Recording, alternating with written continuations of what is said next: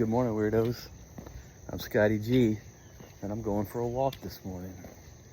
So, yeah, I'm going for a walk, and the reason I'm going for a walk is because I'm training. I'm training to hike the Appalachian Trail.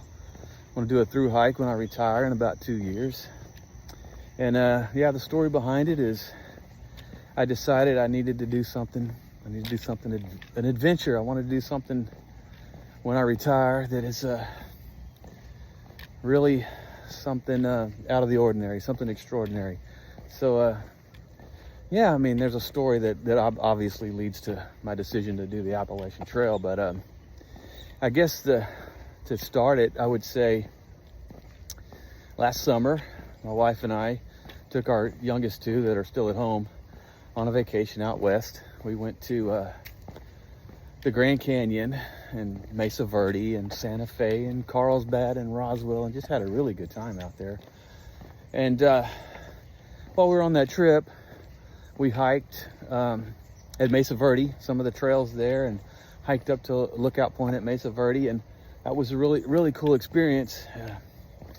We also, at the Grand Canyon, we hiked about probably 6 miles of the South Rim, and we saw these people that were doing the rim to rim, you know, the Bright Angel Trail and the Kaibab Trail and stuff, and we learned about Phantom Ranch down at the bottom. It was a really cool thing, and we were in no condition to try to do a rim to rim at that time, and that's another part of the story. But we did do a good 6 miles or so on the South Rim.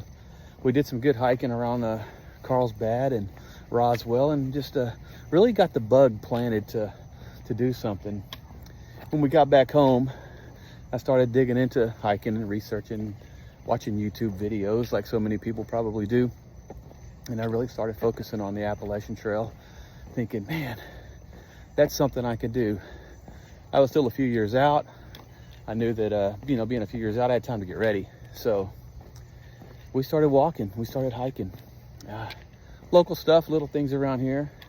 Of course, you go back in time about a year ago, last summer, I was peaking out at about 250 pounds, and I'm barely 5'8" foot and a half on a good day, so I was carrying a bit extra around the middle. So I got really serious about exercising and eating right and cutting back on my alcohol intake, which is, I love to drink. I'm good at drinking, but I don't need to drink as much as I did. So anyway, my efforts over the last little over a year, I've dropped about 50 pounds just from eating better, exercising, not drinking as much, drinking a lot of water, and just taking better care of myself. My wife is also getting in much better shape too. So yeah, we're doing a lot better.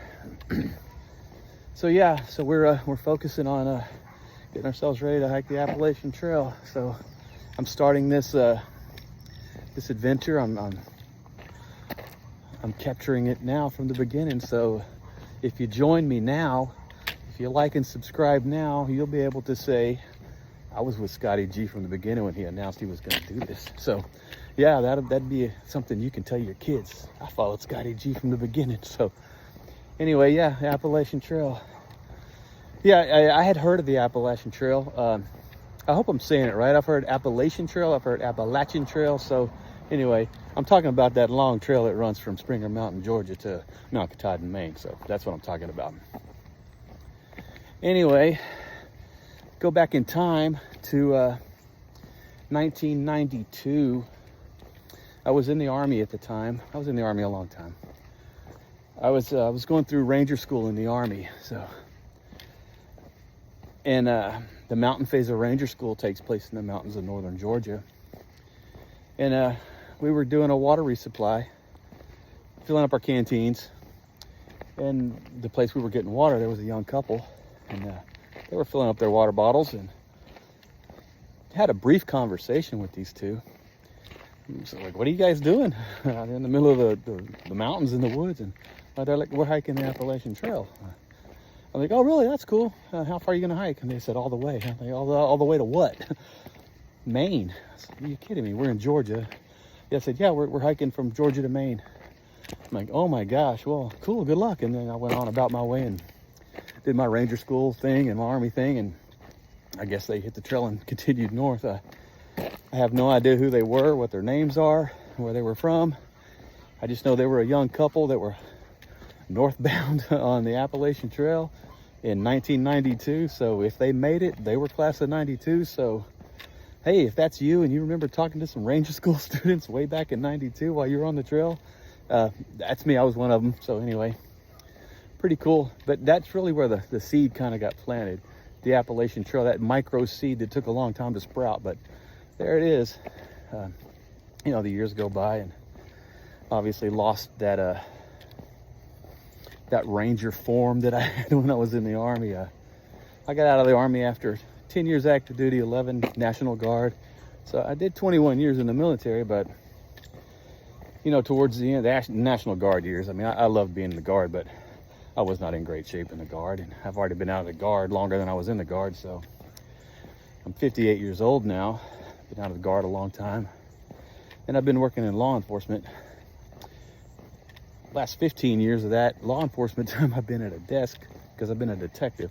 So for the most part, I've been pretty sedentary. The one thing about being a detective in law enforcement, you know where the good food is. Man, I knew every good Mexican restaurant, Chinese restaurant, burger joint around. I mean, I was all about going out for lunch. Anyway, that took its toll, which gets us back to where we are now, is trying to get in better shape and get ready for the trail. So that's what I'm doing. Yeah, well, I was getting into this and starting to study YouTube videos and prepare myself, and I was excited about getting training. I am still hyper fixated on training and getting ready to do this and preparing. I find myself getting sucked into these rabbit holes on YouTube of people doing their gear shakedowns and their gear layouts and talking about, I carried this stuff on the Appalachian Trail, I carried this stuff on the PCT, and this is what I use for day trips, this is what I use in the winter, and this is the most high-speed, ultralight, dynamic piece of equipment you can get. And it's really quite overwhelming and mind-boggling to get sucked into the rabbit hole of gear and equipment. I know there's some great stuff out there. There's some expensive stuff out there. There's some ultra lightweight stuff that doesn't even register on the scale out there. So, and I'll get it together in time. I do have my, I have some stuff. I have a basic load of stuff, and it's not the most high-end stuff. It's not the most expensive stuff you can buy, but I'm very comfortable with it, and I'm sure that my load will be modified and things switched out and changed up. So I'm not gonna get into gear this early on. I'll do another video later on about it. But one thing I do remind myself that you know, watching those videos, and I watch some old stuff, and I've been reading up on some stuff. Emma Gatewood, Grandma Gatewood. Remember, she did the AT. She was quite old when she did it. I forget how old she was, in her 60s or 70s. She did it with a pair of old Kedge tennis shoes. She wore a dress. She carried a canvas duffel bag, knapsack kind of thing with, you know, whatever she could scrape together. So it's really not about the gear. It's not about the equipment. It's about the mindset. Do you want to do it? How bad do you want it? I know some of the guys that I've seen that were doing it in the 70s and 80s and stuff. They were carrying those old Kelty aluminum frame packs. They were using Army surplus stuff. They were, you know, they used what they had, what they could get a hold of, and they successfully completed the AT. They did it just fine. So, while yeah, it's important to have good stuff that'll make your trip more comfortable and easier, it's not the be-all, end-all.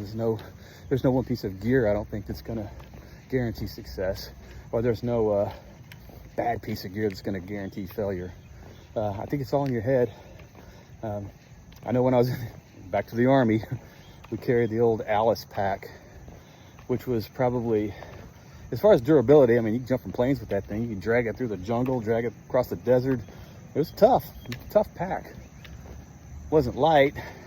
It damn sure wasn't light when you had to put everything in it that your brilliant chain of command decided was mission essential equipment. So anyway, that's another story for another day. wasn't unusual for us to be carrying 60, 70 or more pounds on our back for miles and miles at a time and days on end and living out of your pack. So yeah, so you know, that pack is not built for comfort. It's not user friendly. There's no distributional weight to the hips. It's just a crap ton of weight hanging on your shoulders, and it sucks. It's also what you had to wear back then. You know, we had to wear combat boots or jungle boots, BDUs or camis, your low bearing equipment, LBE, the Alice pack. You carried a weapon. If you're lucky, it was just an M16 or a 203. If you weren't lucky, you were carrying an M60 or a saw or a mortar tube or something like that, and wearing a K-pot on your head. Yes, it wasn't a pleasant experience. MREs weigh a couple pounds each, and that was your food. So the whole dynamic has changed when you're doing it for fun, doing it voluntarily, and doing it as an adventure. You know, I knew one thing I wanted to do when I started this was I told myself I ain't wearing no kind of hiking boots or high top boots or jungle boots. I don't know. If I'm doing this, I'm wearing comfortable tennis shoes. That was my my mindset. So when I first started, I went through, that's what I did. I got good running shoes, Brooks and Asics and stuff like that. Of course, I found out that hiking trails, especially off-road, I was blowing them out pretty fast. So the one gear shout out that I will mention, and this is subject to change too, but I did find a pair of Topos, the Topo Terra Venture 4s that I'm very fond of. I like them a lot. They feel great. I got a lot of miles on the pair I'm wearing now. And so yeah, that's just my go-to right now, but that's certainly subject to change. Just I'm enjoying the adventure, enjoying the training, enjoying getting out and walking. It's a good time for me and my wife to talk. We don't just talk about the AT and places we want to hike. We talk about life, our kids. You'd think after a lifetime together, you'd run out of stuff to talk about, but it doesn't happen. I'm looking forward to just more quality time talking with my wife on the trail when we do these things. So yeah, and of course, the story of me and my wife is a whole nother story that's also probably for another day. But to give you the short and skinny on it, we grew up across the street from each other. We've known each other all our lives. We've raised 5 kids. We've been together a long time, and we're just, you know, life is one adventure after another. I had to take my glasses off because it's quite muggy. The humidity here on the Texas Gulf Coast, that Gulf Coast humidity is no joke. So my glasses kept slipping off my face, so I just took them off and stuck them in my pocket. I can see good enough. I walked this trail so many times, I think I can make it to the house.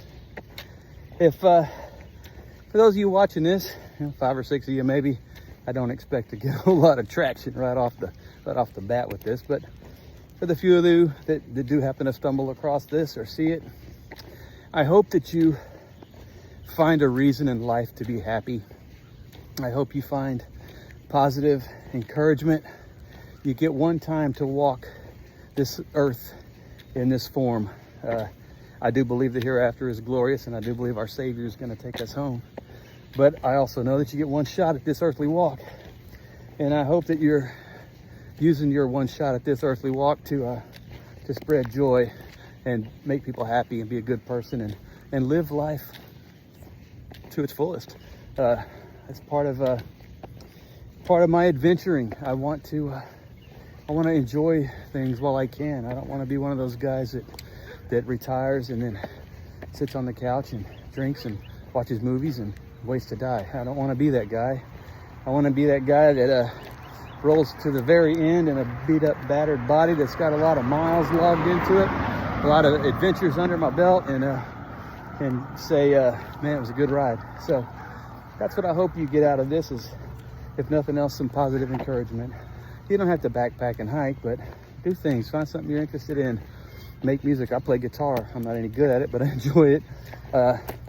Go fishing, go sailing, go hunting, paint, draw, read, cook, whatever. Do something that makes you happy. Don't just sit around and be bitter. Life's too short for that. It is. Life is what you make it. Every day you can get up and choose to be positive and happy, or you can choose to be angry and bitter about something. I choose to be happy and positive. So for training out here where we live, we're fortunate enough to live in a nice neighborhood area out here in the country outside of town. And there's a series of nice curvy roads that follow a couple of creeks, and they go through a little bit of wooded area, and just low traffic.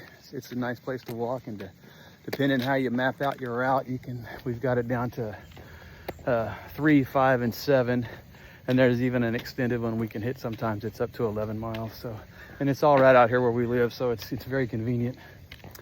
I know that it's road walking. It's not the same as trail walking, but it is what we have right here. We can walk out the front door every day after work and log in a few miles. So it's still conditioning. I can still strap my pack on, fill up my water bottle, grab my trekking poles, and log a few miles every day, which I guess the ultimate goal is to keep moving, right? You got to keep working, keep training. So that's what I'm doing out here. And other things we've done, so not too far from here, not too far from where we live, is the Brazos Bend State Park, which is about a 40-minute drive. So it's not bad. We get there pretty quick. We got the state park pass, so we can go whenever we want. And there's a lot of trails there, good trails through the woods. You can, depending on how you string them things together and loop back and cut back and cross over, you can walk all day out there. There's a good probably 10 or 12 miles of trails out there. We've hit most of them on different times. And you also get to see a lot of wildlife. There's usually people out there, and there's always gators. So yeah, we live down here in gator country, so we've had to turn around and reroute a few times because of the big lizards. But hey, we're in their backyard, you know, so you yield right away to the big lizards. But that's cool. I guess our first official event that we've done since we've gotten serious is we did the Mammoth March in February. So if you're not familiar with the Mammoth March, it's a 20-mile hike in 8 hours or under 8 hours. And the one we did was at Glen Rose Dinosaur State Park here in Texas. And it's hilly. It's in the Texas Hill Country. It's all cross country, up and down through the woods. It's a good hike. We signed up for it to really is our first test to see, can we do 20 miles? You know, are we capable of doing this? If we can't do 20 miles, we got no business thinking we can do the Appalachian Trail, that's for sure, because that's just one day on the AT. I know some days are going to be shorter, some days will be longer, but you get what I'm saying. I knew mentally I could do it because, you know, strapping a pack on my back and walking all day I did it as a young man, so in my head I could do it. But in my body, yeah, that was a different story. So anyway, in February we did the Mammoth March. We did the 20 miles. We did it in under 8 hours. I think we did it in about 7 hours and 40 minutes.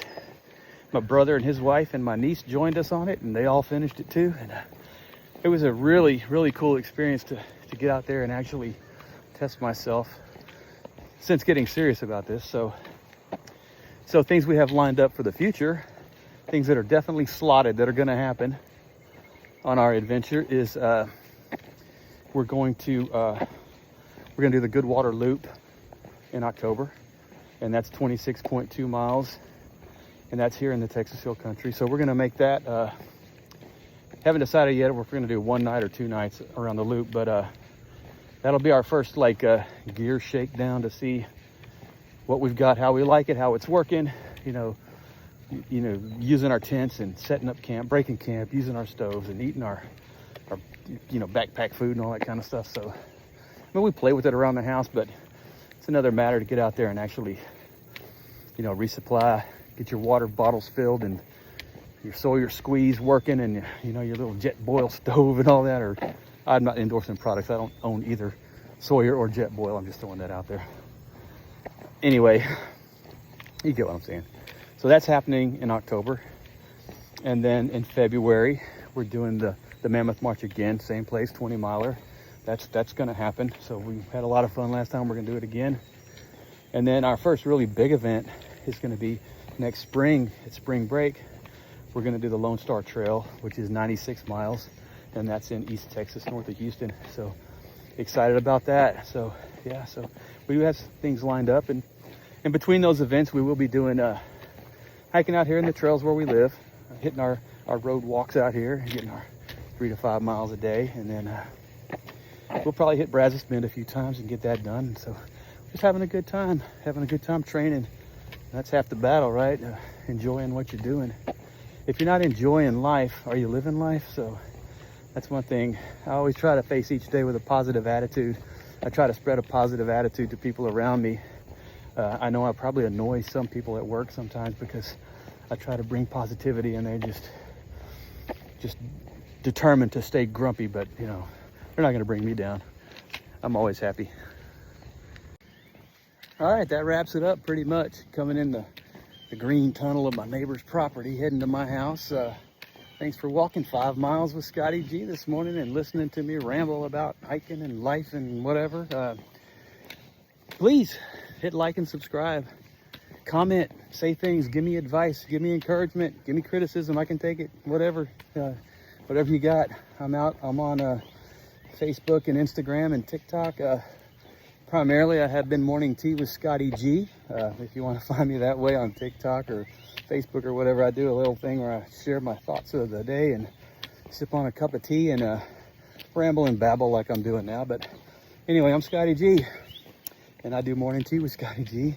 And now I'm kicking this off, hiking with ScottyG. So anyway, I hope you join me on my adventure in life. We'll see you down the trail.